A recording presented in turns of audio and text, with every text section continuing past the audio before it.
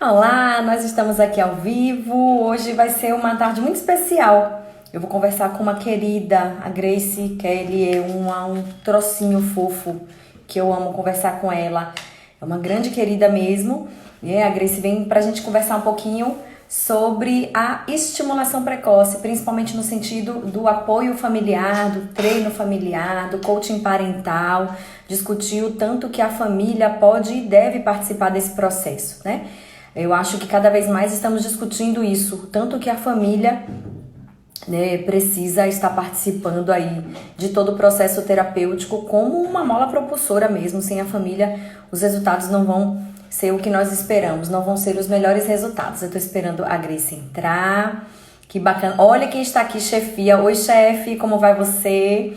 Coisas importantes pra gente falar. Eu quero falar sobre o nosso aprimoramento, o nosso aprimoramento para fonoaudiólogos voltados para o atendimento do TEA, um aprimoramento que é composto de 8 módulos com professores incríveis que estão aqui fazendo a Live Circle toda terça e quinta. Eu adoro essa palavra, Live Circle, toda terça e quinta. E todo mundo que se inscreveu no aprimoramento recebeu o cupom lá no seu e-mail. Não deixe de checar, dá uma olhadinha, abre. Vão lá, que é feito com muito carinho para vocês. A segunda coisa é sobre a doação, né? O nosso evento também tá trazendo aí a possibilidade de quem puder, o valor que puder, obviamente, ser doado para o FAMA, o Fantástico Mundo Autista, que é uma instituição, uma ONG que atende, né, adolescentes e adultos com autismo, principalmente voltado para capacitação, para que eles possam entrar no mercado de trabalho. Tanto no feed da P&G quanto no feed do meu Instagram, Fono Juliana Rocha, vocês podem encontrar todas as formas de fazer essa doação do valor que for possível aí para a FAMA, tá bom? Cadê a Grace? Cadê você, Grace? Estou esperando. Enquanto isso, vocês podem aí formular suas perguntas. A Grace é instrutora do curso de Denver 2 no Brasil, que é um protocolo muito bacana, um screening bacana de acompanhamento para crianças até 6 anos.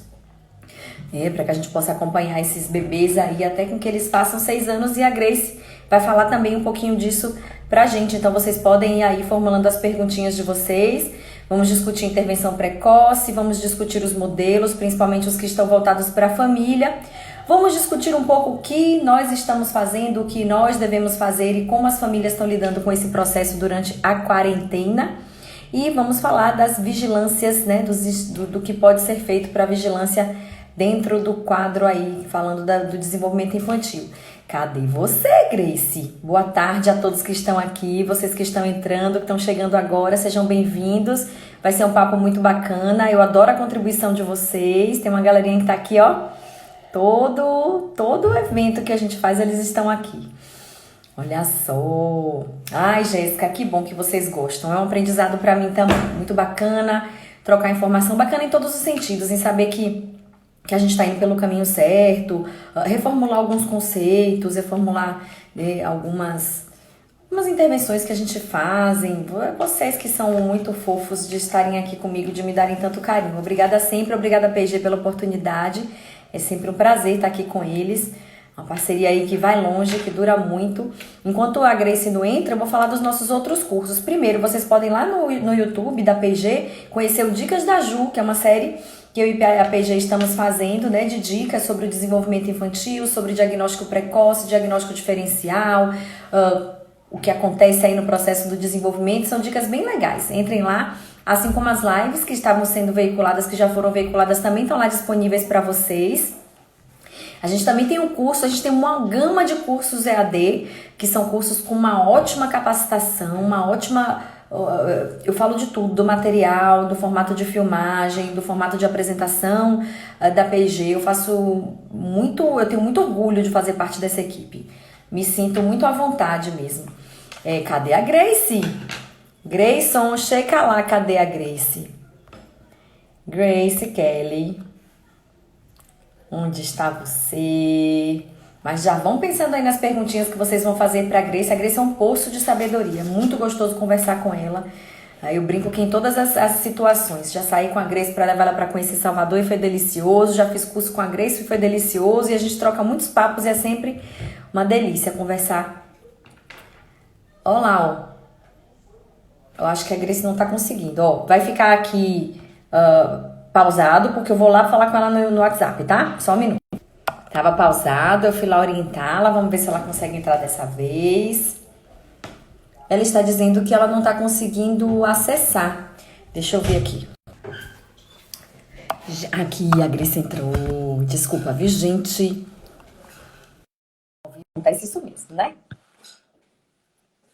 Tava pausado, Grace, porque eu tava lá falando com você no WhatsApp, tava te esperando por lá. Tô esperando, aguardando. Pronto, agora deu Pronto. certo. Oi, Grace, É para criar um pouquinho de suspense. expectativas foram criadas. Com certeza. Eu queria desde já agradecer a sua presença aqui. É sempre muito gostoso. Estava conversando com os meninos que estão aqui com a gente. Tanto que é gostoso conversar com você e estar com você. De sabedoria. Digo mesmo, viu? Muito feliz de estar aqui com você, com esse povo aí que está entrando. E dizer que a nossa live veio muito de encontro, né?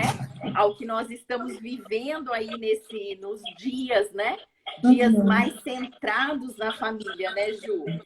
Verdade. E Pode falar. E coincidentemente, nós marcamos aí a live no dia 15 de maio, que é o Dia Internacional da Família. Ai, que lindo! Então, hoje, a hora que eu vi, eu falei assim, olha, coincidentemente a gente marcou um dia, né, que vem aí para reafirmar a importância desse núcleo familiar para o desenvolvimento do indivíduo. Muito bacana, muito bacana. Nossa, que notícia bacana. Grace, eu falo sempre que assim, nós temos que observar sempre os lados positivos que as coisas nos trazem. É muito difícil estar em quarentena, é muito difícil estar em casa, é muito difícil não estarmos, né, com a nossa vida como estávamos acostumados, mas isso traz coisas boas. O estar com a família, o perceber, né, viver coisas que a gente... Eu nunca fiquei tanto tempo perto das minhas filhas na minha vida. Sim, verdade. E você também. E isso faz com que a gente possa tanto plantar aí, regar essas sementinhas, quanto observar melhor, né? Observar, com certeza. Dificuldades, perceber as facilidades, os desenvolvimentos que nós não tínhamos observado ainda. Isso é muito rico, né? Sem dúvida, Ju. Sem dúvida. Isso é muito importante. E aí a gente vai falar de intervenção precoce. Mas antes de intervenção precoce, eu acho que é bacana a gente definir o que é essa interação, esse diagnóstico precoce, essa descoberta precoce. Por que isso é tão importante? Fala um pouquinho pra gente. Isso. Então vamos lá, vamos falar o porquê da intervenção precoce antes da gente definir o que é então intervenção precoce. Então a gente fala que é muito importante, o quanto é importante os primeiros anos de vida, né, Ju? Para o desenvolvimento do indivíduo. Então, que é a base para todas esse desenvolvimento, né? É o que vai nos dar essa base para que a gente tenha realmente um desenvolvimento estabelecido, né? Um desenvolvimento forte. E o quanto é importante pensando aí em toda a neuroplasticidade. Então, que é a capacidade aí que esse cérebro tem. Então, né, nesses primeiros anos de vida, é a época que a gente tem, que ele é muito mais maleável, né? Só que também é um período que o cérebro também está mais sujeito a riscos e vulnerabilidades, né, Ju? Então, que são todos esses fatores aí ambientais, as intercorrências pré, pós-natais, né? O quanto a família também tem um papel importante nesse desenvolvimento infantil. Então, a palavra precoce, ela até é um pouco errada, né? Porque também se vende que antes do tempo. E, na verdade, no tempo, o quanto antes a gente identificar esses sinais de alerta, né, para um possível atraso, ou identificar não só nessa criança, mas nesse ambiente em que a criança está inserida, né, o quanto ele não está promovendo o desenvolvimento dessa criança, o quanto ele não é promotor. Então, a gente sabe o quanto a saúde da família, a escola, o ambiente escolar, tudo isso, se eu não tiver um ambiente estimulador, promotor de desenvolvimento, isso vai interferir no desenvolvimento infantil diretamente. Uhum. Né? É Então, verdade. a intervenção, quando eu falo muito isso para os meus alunos, a intervenção, a gente pensa naquela intervenção direta, centrada na criança. Quando o Uhum. problema já está instalado. Uhum. E a gente tem que pensar que quando eu identifico em que aquele ambiente não é tão promotor, a família, a escola, quando a gente vai intervir nisso, mesmo que a criança não vá para a terapia, a gente está fazendo intervenção precoce. É verdade. É Né? verdade. Então, isso A é muito Kelly Mila, importante. a Kelly Mila traz uma pergunta aqui para a gente. O Ministério da Saúde define nas suas diretrizes estimulação precoce como intervenção multidisciplinar. Para ser denominada dessa forma, necessariamente precisa ser multiprofissional? Ju, a gente preconiza sim. O que acontece hoje? Que a gente vê ainda muito esses modelos de que a criança ela vai em terapias, ela vai faz físio numa clínica, ela faz fono na outra clínica, ela faz TO em outra clínica, ela recebe vários pedacinhos, né, do desenvolvimento dela, e muitas vezes esses profissionais não conversam entre si. E isso não é bom, não favorece o desenvolvimento, né, dessa criança. Então, é importante sim que seja uma equipe multi, né, que a gente preconize isso. É verdade, é muito importante mesmo, porque nós estamos falando de uma criança que pode estar aí com atraso no desenvolvimento de uma forma global, né? A Sim, linguagem, ela perfeito. depende de aspectos motores, depende de aspectos sensoriais, de uma integração sensorial. Então, a gente está falando da linguagem enquanto fonoaudiologia, mas eu acabei de citar outras profissões que trabalham outras habilidades aí que vão influenciar diretamente nessa linguagem, né, Grace? Sim, e isso que você falou é muito bacana, que eu acho que é uma outra problemática que a gente tem encontrado bastante, que é quando a criança, a mãe traz já com a queixa ou a escola, então vem com uma queixa, por exemplo, de que a criança não está falando. E muitos profissionais acabam focando nessa avaliação da linguagem, dessa avaliação. Mas o que os profissionais teriam que fazer inicialmente é uma avaliação global desse desenvolvimento. Porque essa queixa pode vir de só que ela não está falando, que ela está compreendendo tudo.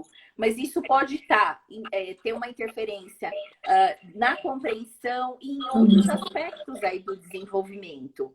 Então, essa avaliação do desenvolvimento global é muito importante, Ju. É muito importante. Independente do que é a queixa. Eu falo para os meus alunos que o paciente chegou para a gente precisa fazer uma avaliação geral desse desenvolvimento. Né? Uma triagem. Você não precisa fazer aquela avaliação completa, mas uma triagem para você ter uma ideia de como funciona todos os aspectos, todas as áreas desse desenvolvimento dessa criança. É verdade, né? Eu falo muito que, assim, quando a gente fala sobre o desenvolvimento infantil e os seus marcos, eu não posso saber só os marcos de linguagem, que eles estão atrelados aos cognitivos, que eles dependem de outros, e eu preciso saber sinalizar isso para minha família. Perfeito. O profissional, a criança, ela não fala, o primeiro profissional que a família pensa é o fono. Sim. Mas e outras coisas, foi exatamente o que você disse, outras coisas podem estar atreladas a esse atraso de fala, que a família não consegue unir essas informações, né? Sim. E aí a gente acaba perdendo muito tempo na intervenção, muito tempo nos encaminhamentos. Porque se eu sei avaliar o desenvolvimento global dessa criança, eu também consigo fazer os encaminhamentos corretamente. Eu consigo levantar hipóteses diagnósticas e tentar entender aonde que está esse problema. Né? Esse problema está só na criança, está na casa, está na escola. O que está ocasionando tudo isso? Então, isso é muito importante, a gente ter essa análise global aí. Muito bom, muito bom. E aí, Grace, a gente tem diversos modelos, né, que são centrados aí nessa estimulação precoce. Alguns com nomes muito específicos, outros baseados na mistura de linhas teóricas. Fala um pouquinho para a gente de que modelos são esses, qual é a importância de se conhecer ou de se escolher ou não um deles. Ok. Então, Ju, a gente tem alguns modelos aí. Então, o primeiro modelo de intervenção precoce, ele vem lá de 1960, né? Que é a primeira geração aí falando de intervenção precoce. Mas a base, o modelo deles era centrado o quê? Na criança, no problema, no diagnóstico. Então, com o objetivo o quê? De minimizar o problema da criança, de tratar ou eliminar esse problema. Depois, lá na década de 80, já vem uma outra geração em que eles começam a ter essa visão também centrada na família e na comunidade. Então, um modelo mais biológico, né? E aí, depois, mais forte aí, né? Até por Dustins, e na década de 90, que fica mais forte essa coisa esse modelo de intervenção precoce centrada na família e com o objetivo final. Qual que é o objetivo final da intervenção precoce? Inclusão, né? Então, finalizando, tendo esse objetivo final de inclusão social. Então, não adianta eu intervir. Então, essa criança, ela tem capacidade, eu desenvolvi habilidades nessa criança, mas ela fica dentro de casa. Então, não adianta, eu não estou promovendo inclusão, ok? Então, isso ficar.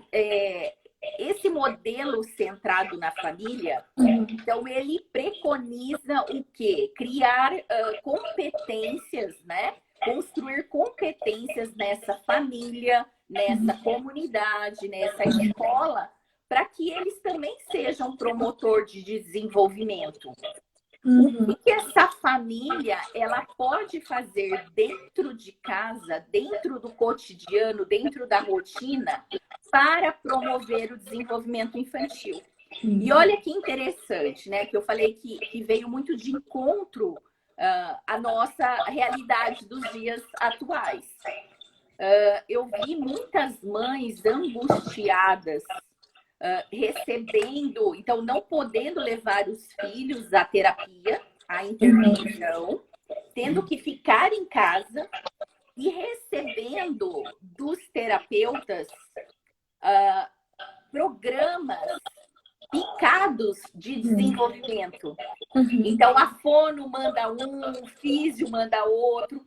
E aí teve famílias que chegaram a quase montar um consultório, uma sala de terapia dentro de casa, né? Para dar conta de trazer toda essa terapia, de estimular os seus filhos em casa. E essa angústia eu percebi que ficou mais intensa nessas últimas semanas, que nós nos deparamos também em estimular ou auxiliar os nossos filhos nas atividades escolares. Então, as crianças também passaram a ter, né, essa outra... como se diz? Essa outra tarefa de estar fazendo as atividades da escola online. Então, os professores se adaptando à escola e essas mães numa realidade de ter que cuidar da casa, muitas vezes trabalhando home office, tendo que dar conta do trabalho, né? De entregar um projeto, de cumprir com prazos, cuidando com 2, 3 filhos, fazendo atividades escolares e toda a rotina que tem uma casa.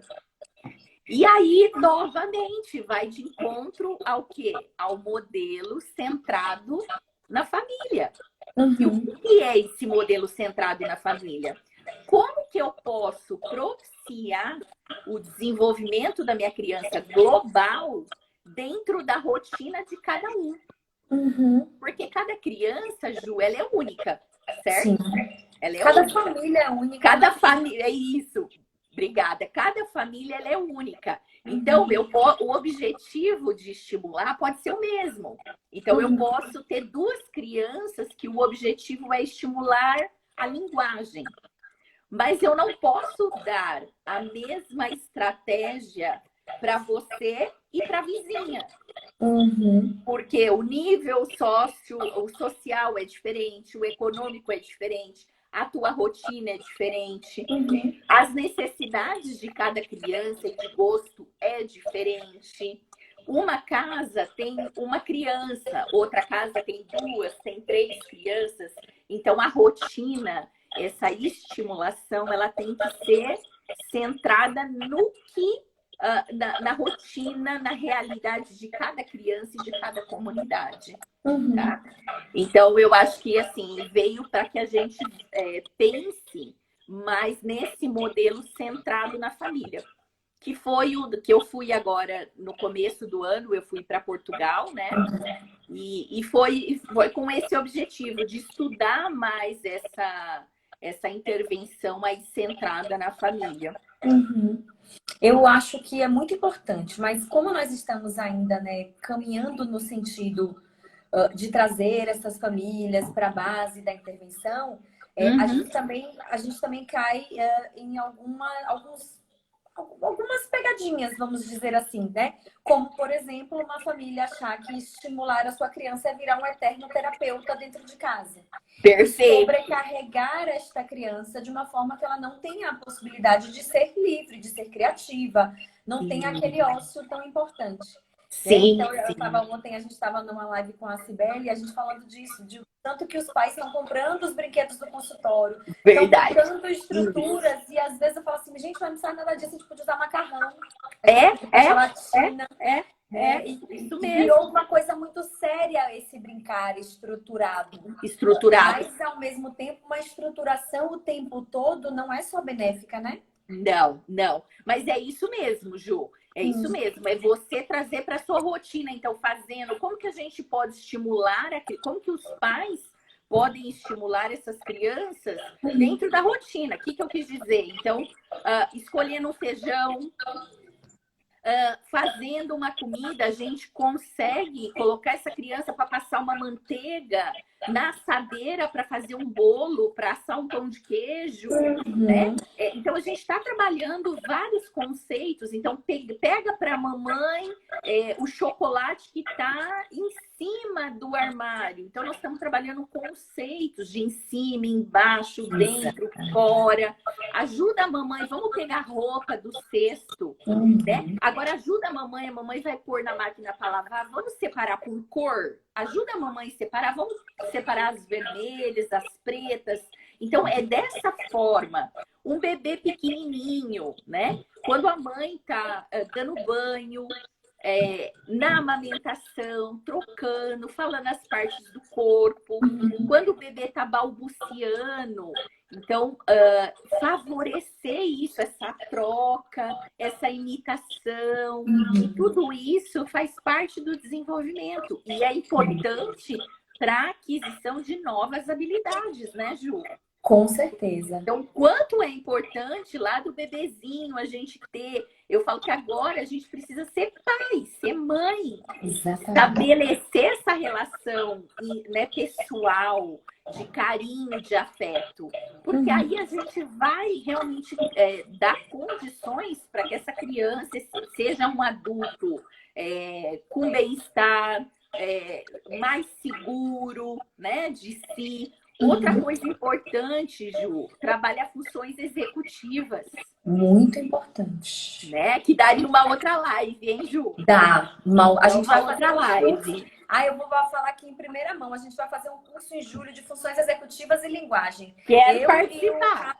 O Cássio Lima, que é doutorando nessa área de funções executivas aqui em Salvador, vai ser um curso bem bacana. Mas eu acho que a gente pode marcar uma live para falar disso. Né? Porque o que acontece? A gente, na correria do dia a dia, a gente faz isso, pega isso, e a gente não dá oportunidade para essas crianças aprenderem a resolver os problemas, né? A memorizar dentro de uma atividade. Eu posso estar fazendo um bolo com os meus filhos E quando termina de ler a receita, eu posso falar assim, ai, quanto que era mesmo? Quantos ovos a receita pediu e a mamãe tem que colocar? Né? Então, eu estou trabalhando memória, estou trabalhando resolução, porque senão depois a gente tem um adulto em que ele só sabe fazer as coisas sendo mandado. É verdade, é verdade.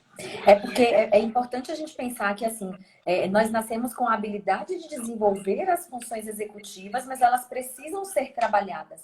A memória do trabalho, memória sequencial, quanto mais eu treino essa memória, melhor a possibilidade de desempenho nelas. A teoria da mente são habilidades que vão se desenvolver estando aí expostos no ambiente social. E é importante a gente compreender esse processo de ideação, de plano motor, trazer essas dificuldades para serem resolvidas dentro de casa. E são atividades muito simples. As minhas filhas acharam no TikTok, que são as viciadas do TikTok, alguém ensinando uma receita de brownie de xícara. Aí é uma receita assim super fácil. Vou até passar aqui. São 3,5 colheres de farinha de trigo, 2 de Vou fazer com o meu menino depois. Pois é, elas adoram. 2 de manteiga derretida, 2 de açúcar, 2 de chocolate em pó e 3,5. A única que é diferente são os 3,5 de farinha. O resto é tudo 2. E 2 colheres de leite. Aí pronto, aí a primeira vez eu falei, não, vou ajudar vocês, vamos lá. Vamos colocar primeiro a farinha, depois a gente vai colocando e fui fazendo e elas observando. Aí elas amaram a receita, aí você pode botar cookie, pode botar o que você quiser picadinho no meio, botaram no dia seguinte, mãe, a gente pode de novo, era fim de semana, a gente só pode no fim de semana. Pode de novo? Pode, mas agora vocês que vão ter que fazer, vocês se lembram da receita? Pois é. Não sei quantas farinhas então a gente não vai poder fazer, né? Porque vocês acompanharam outra receita, como é que vocês não lembram? Aí eu fui fazendo com elas de novo, porque elas não tinham sido antecipadas de que eu iria cobrar isso delas, e hoje elas já fazem o brownie delas sozinhas. Sozinha. É uma atividade muito simples que pode trazer autonomia, pode trazer um trabalho, né, importante aí nessa fase. Uma atividade que não é uma atividade extraestruturada, uma atividade de Isso, perfeito. Isso é o mais importante.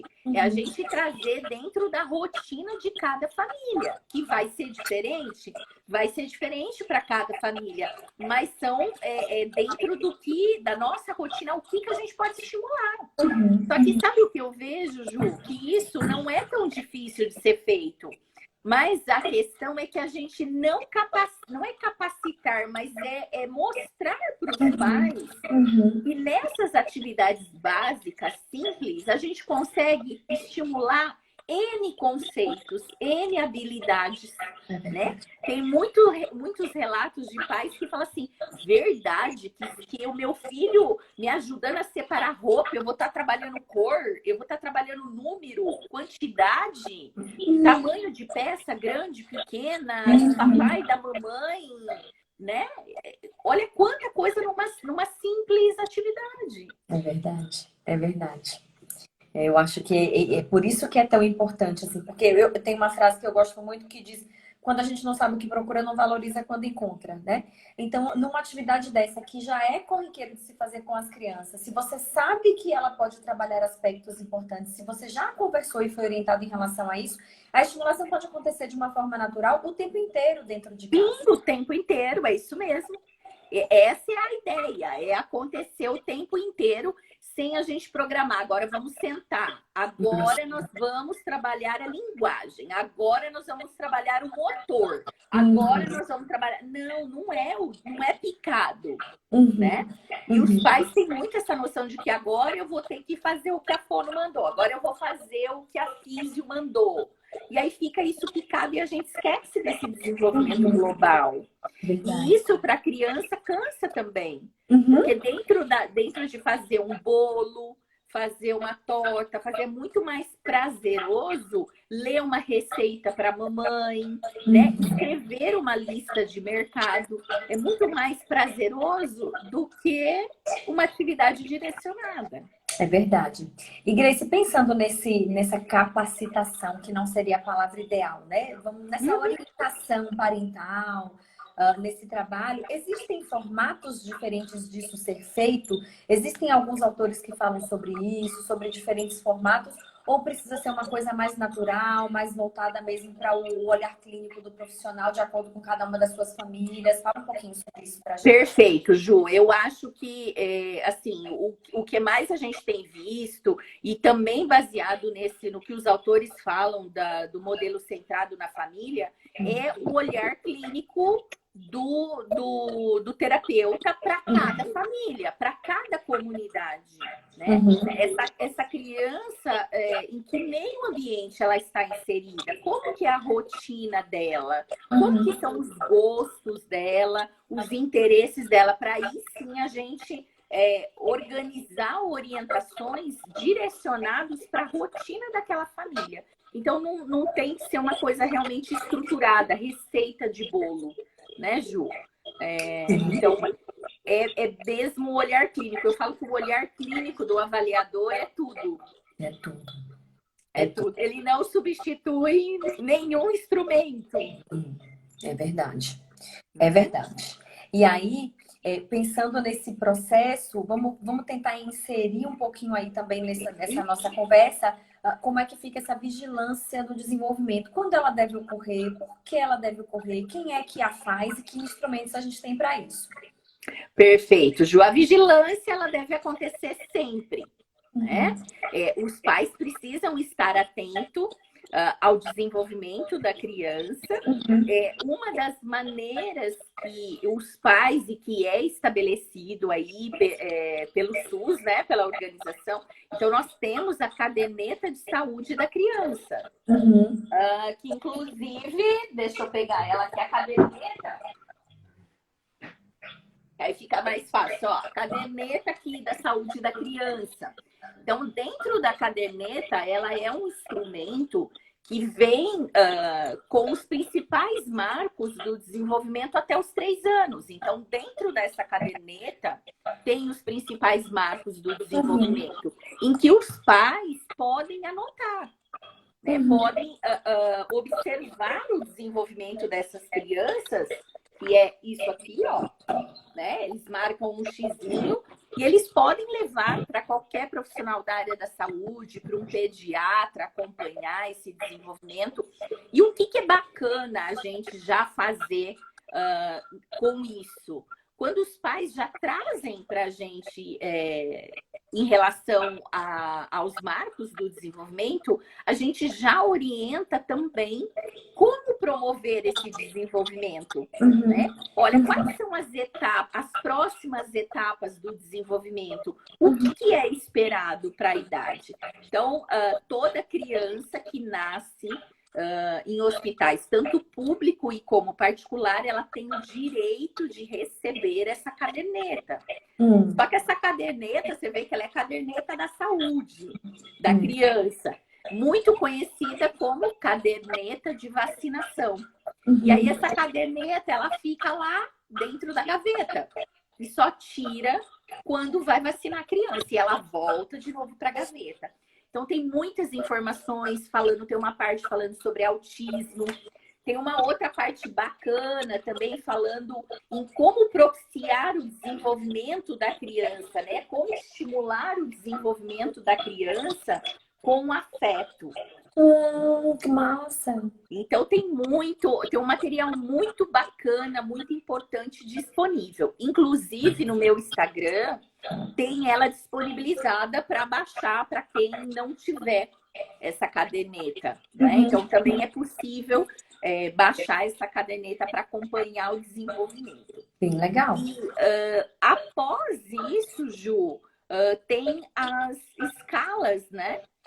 De triagem do desenvolvimento. Uma das escalas aí que a gente tem recomendado, eu falo que eu sou suspeita para falar, mas eu acho que assim, um instrumento para que a gente consiga identificar os sinais de alerta muito precocemente, fazer vigilância do desenvolvimento e intervir precocemente, precisa ser um instrumento que consiga ser usado em todas as classes sociais. Você concorda? Muito, absolutamente. né? Eu não posso ter um instrumento que eu só consigo utilizar na minha clínica particular. Mas no público, no meu posto de saúde, no meu CRAS, eu não consigo utilizar esse instrumento. Então, o Denver, ele é muito bacana por isso, porque ele é um instrumento acessível, né? E ele te dá os principais marcos do desenvolvimento de 4 áreas. Da área pessoal social, da área motora ampla, da área motora fina, da área da linguagem. Então, ele dá aquilo que a gente falou lá no comecinho, né, Ju?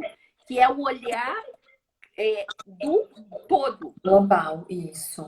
Dessa criança. Então, o olhar global desse desenvolvimento somado ao quê? Ao meu olhar clínico.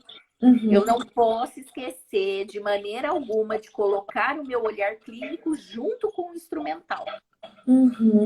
Isso é muito importante, né? Aí sim a gente já consegue identificar se eu preciso encaminhar essa criança para uma avaliação visual, para uma avaliação auditiva.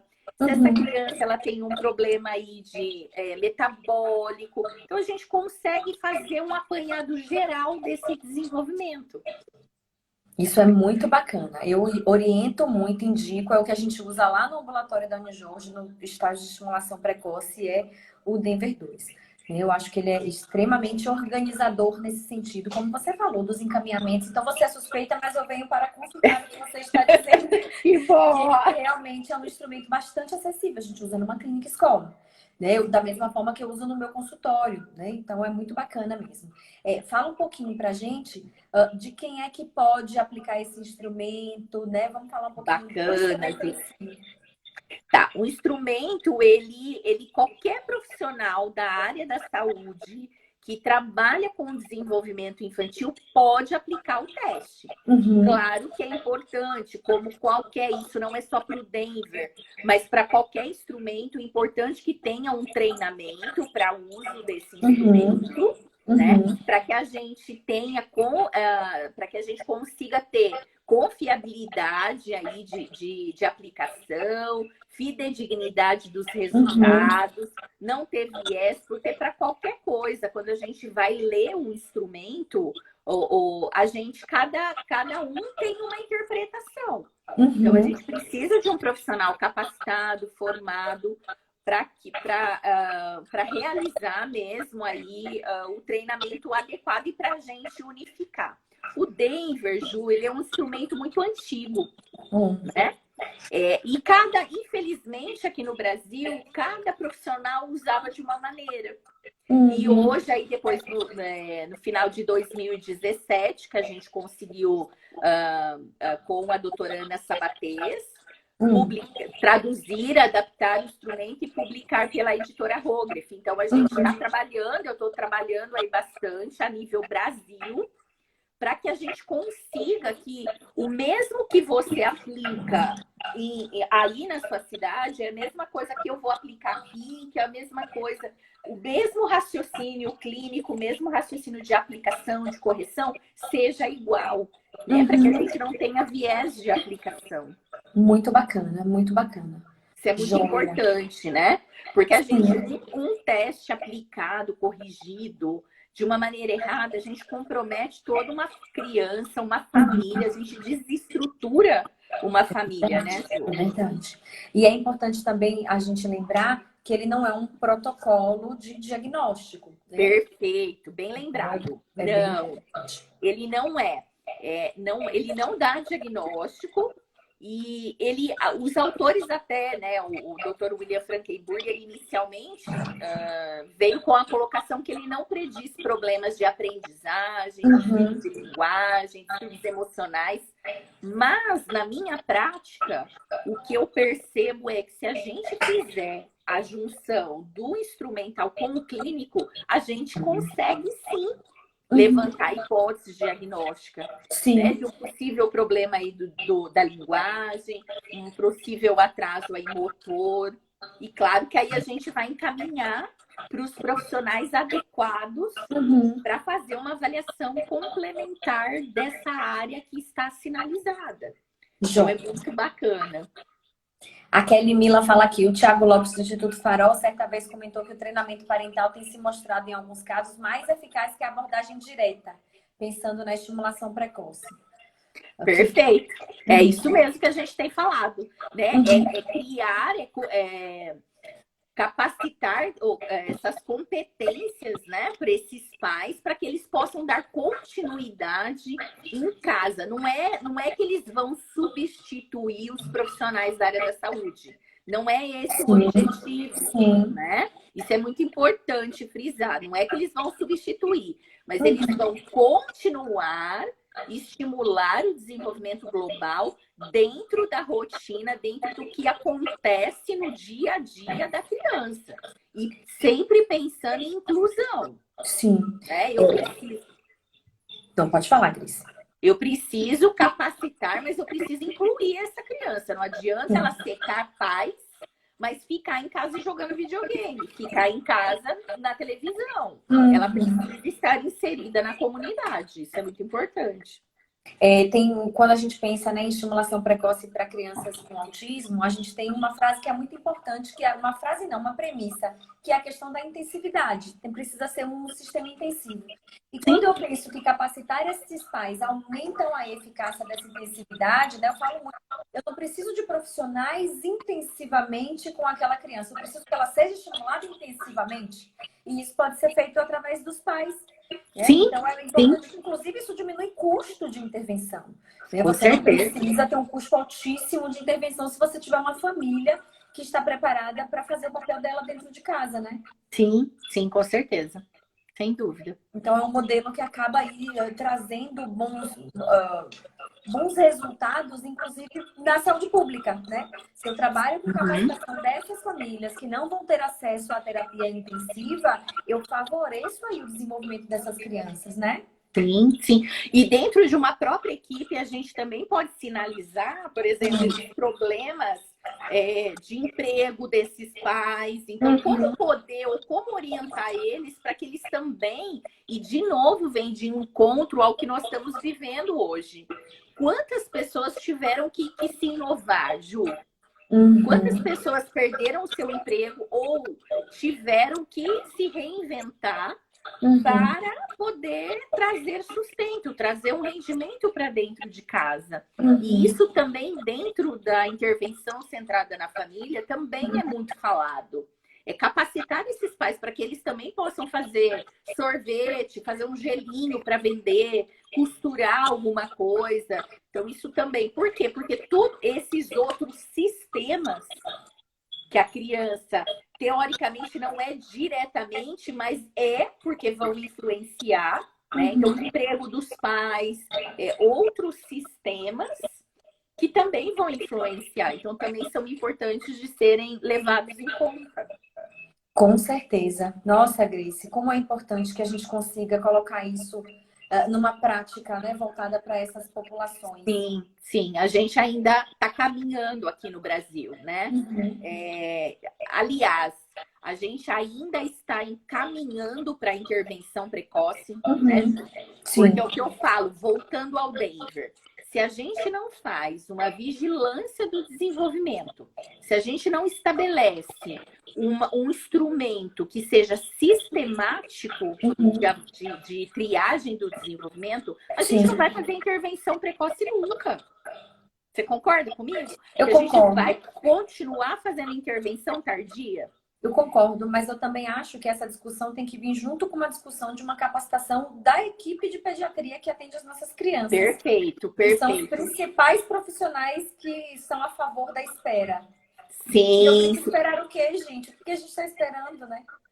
Mas eu tenho, assim, nos meus treinamentos, a gente tem se deparado, assim, a gente tem ficado muito feliz porque tem vindo muitos pediatras, até os profissionais, né, fono, físio, têm ficado realmente, assim, satisfeitos nesse sentido de que, olha, os médicos estão vindo participar, né, capacitar. Mesmo que ele não vá aplicar, mas que tenha um profissional da área da saúde do lado dele fazendo essa aplicação, fazendo essa discussão. Então, Uhum. isso é importantíssimo. Se a gente quer fazer intervenção precoce no Brasil, precisamos. Você vê que, se você pegar, Ju, a citação da Academia Americana de Pediatria, Sim. ela recomenda-se a aplicação sistemática de um instrumento aos 9, Hum, 18 e entre 24 e 30 meses, muito bacana. mesmo na ausência de fatores de risco. Olha Por só. quê? Porque ela fala que, se eu não tiver um uso sistemático de um instrumento, Uhum. 30% das crianças vão ser diagnosticadas antes da fase escolar. Então, Uhum. sabe aqueles atrasos sutis do desenvolvimento Sim, que vão sim. passando despercebido? Só que Uhum. chega lá na fase escolar, eles vão interferir diretamente na aquisição da leitura e da escrita, né? Na alfabetização. Então, eu preciso ter. E a gente ainda pouco faz. A gente vê Uhum. muitos programas de acompanhamento de crianças de grupo de risco, Sim. né? Mas as demais crianças não.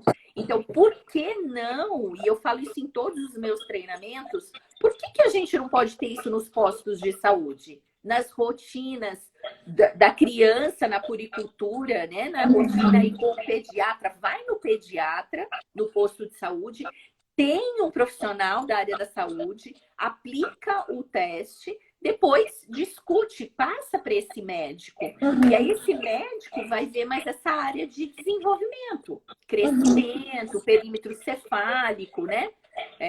E a gente fica mais com essa parte aí desse desenvolvimento global, né? Dessas Sim. habilidades. E nas clínicas também é importante. Eu acho que nós estamos tendo aí uma produção científica importante nos últimos 3 anos relacionada à estimulação precoce, não só no Brasil, como no mundo, né? No mundo Sim, mais do que sim. no Brasil. Mas nós temos também muitas publicações. Tem um livro que saiu agora que a Fernanda André organizou, que é um livro, né, de como a gente trabalhar com as famílias dentro do espectro do autismo, porque é uma preocupação real. A ideia de que são pacientes que não vão ficar no consultório por pouco tempo. A gente não tem uma base de uma meta de alta para esses pacientes e por conta disso essas famílias precisam estar, né, compreendendo a importância de estarem fazendo sua parte, porque a gente passa por fases. A família sabe que é um Sim. transtorno que não vai embora, a família tem épocas em que está bastante cansada e desestimulada, ao mesmo tempo em que tem época. A gente fez um trabalho uma vez que era a observação dessas famílias de acordo com a idade da criança. Que famílias de crianças pequenininhas, elas tinham uma motivação e uma esperança que a gente não via mais em mulheres, né, em famílias de crianças de 8 anos, a partir dos 8 anos. Então, o quanto que isso é importante, saber que por mais que eu tenha aí um transtorno que não vai embora da minha casa, que vai continuar ali, se eu fizer atividades, porque uma coisa é a gente propor uma atividade para uma família que tem um transtorno fonológico, que vai ficar 6 meses fazendo atividade, eu vou resolver o meu problema e pronto. Outra coisa é eu passar anos da minha vida precisando estimular. Então, quanto mais essa estimulação for natural, fizer Sim, parte da sim. nossa vida, da nossa dinâmica de vida, menos pesado fica, né? É isso mesmo. Perfeito, Ju. Que legal. Meninas, Então, cadê as perguntas? Vocês não têm perguntas? O pessoal tá só botando carinhas de coraçãozinho, botando carinhas ai, lindas de amor, mas eu não tô vendo as perguntas. as O que mais, Grace, perguntas, que é né? importante pra gente dar uma pincelada agora, que a gente tá já no finalzinho do nosso tempo? Eu acho que de uma maneira geral é isso, é a importância, começando aí, da vigilância do desenvolvimento, Ju. Eu acho que isso é extremamente importante, Uhum, estabelecer realmente um instrumento de vigilância do uhum, desenvolvimento, uhum, e o Denver vem muito de encontro a isso. Para que a gente consegue levantar sinais de alerta, a uhum, gente consegue identificar esses sinais aí sutis no desenvolvimento, a gente consegue também mostrar para esses pais, para essa família, até quando no período de negação de que, não, ele faz tudo em casa, né? Só não faz aqui. Então a gente também consegue sinalizar o que é esperado para aquela faixa etária e que ele não está fazendo. porque todos são baseados o quê? Em escalas internacionais aí, Verdade. né? De desenvolvimento. Então, isso fica muito mais visível e, consequentemente, a gente já orienta quanto às estimulações dentro da rotina de cada família, de cada criança. E aí sim a gente vai conseguir fazer a intervenção precoce. É verdade. E para os profissionais, eu acho que tentar ter um olhar assim, um pouco mais apurado a esse desenvolvimento global, independente de que área for, a gente precisa ter esse olhar, porque a gente vê isso muito na faculdade, né, Ju? Devemos avaliar o indivíduo como um todo. Só que quando a gente sai da faculdade, a gente vai direcionando para uma área, né? Eu vou atuar na área da audição, eu vou atuar na área motor, eu vou atuar na área da linguagem. A gente perde um pouco esse olhar do todo. É verdade. Eu vou fazer um comentário da Kelly logo após uma pergunta. Ela diz: Salvador é a capital do Nordeste com o maior número de habitantes, com o menor número de fonoaudiólogos na rede própria do município.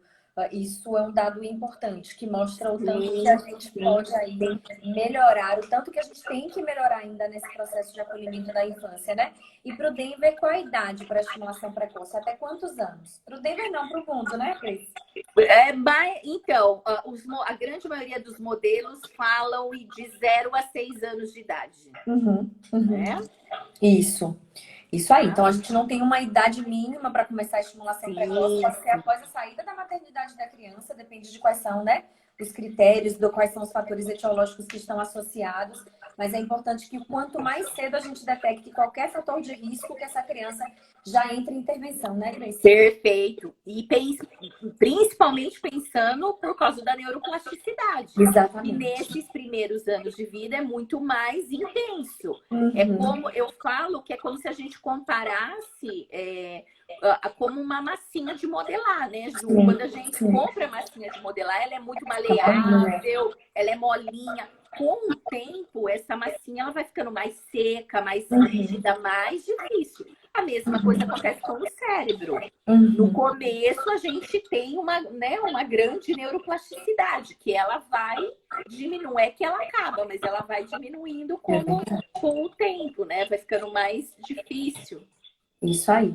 Grace, eu vou falar para o pessoal que quem tiver interesse no Denver 2, a Grace, né, fornece aí o treinamento no Brasil inteiro. Pelo Nordeste, a maior parte das cidades é com a PG, né, Grace? Então, dá uma olhadinha lá no Instagram da Grace e no Instagram da PG, que vocês vão ver as datas aí, as que foram remanejadas e as que vão poder acontecer dentro do nosso quadro, né, que nós estamos passando aí no mundo, não é só no Brasil. Eu queria agradecer muito, Grace, a sua presença. Foi muito gostoso estar com você. Um bate-papo leve, um bate-papo tão informativo. Muito obrigada a você e a todo mundo que está assistindo a gente.